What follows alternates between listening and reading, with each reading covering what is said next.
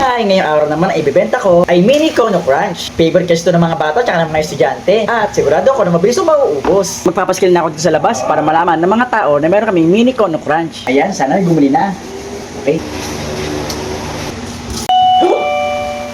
May customer na. Pasok po kayo.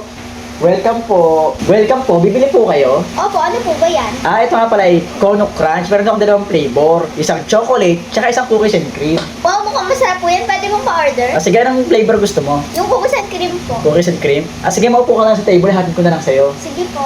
Okay, dahil cookies and cream order ni ma'am, gagawin na natin. Okay, open ko itong cookies and cream. Wow, mukhang sarap talaga. Kuha tayo ng isang baso. Lagyan natin si ma'am ng cookies and cream na order niya. Ayan, dadamihan natin. Ayan. Upo. Ayan, eto na ang order ni ma'am na cookies and cream. So, bigyan na natin. Ayan, okay na itong cookies and cream. Sigurado ako masasarapan si ma'am dito. Okay, ma'am, eto na po yung cookies and cream niya. Pwede niyo na pong kainin. Thank you po. Bali sa counter na lang po ang bayad. Sige po. Okay, kakainin ko na. Ang sarap! Nasa cookies and cream. Ayun, babayaran ko na. Yes po.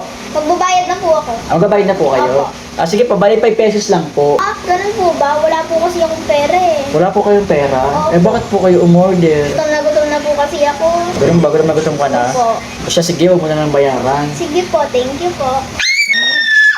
Huwag ka magulat. Tama ang nakikita mo. Isa akong reyna. Kayo po pala ang reyna ng bansang to? Oo, ako ang reyna ng bansang to. Nagpanggap lang ako na wala akong pera para malaman ko na ako may mabubuting puso ba yung mga tao dito.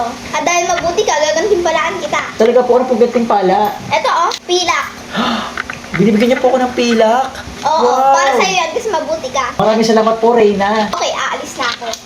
Grabe, ang swerte ko bumili sa akin ng Reyna. Sino naman kaya next bibili sa akin ng Cono Crunch? Pasok po kayo. Welcome po sa aming Cono Crunch. Uwe!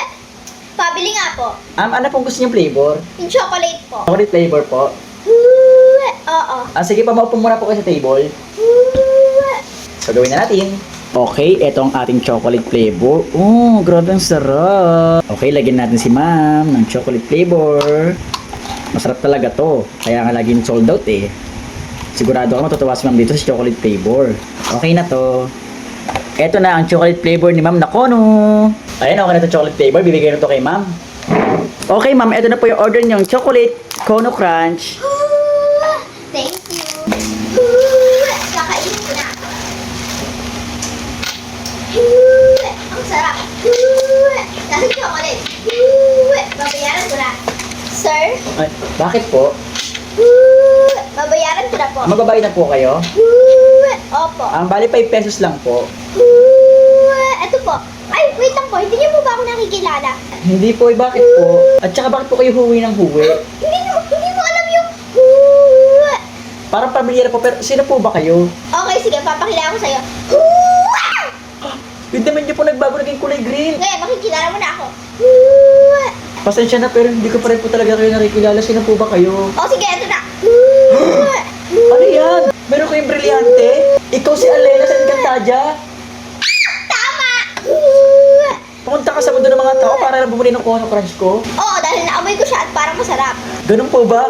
Pero wala po kayong bayad. Ito na ang brilyante ko, ibibigay ko sa'yo. Yun- Ilabas mo ang kamay mo. Yun na po ang bayad nyo? Oo. Sige po.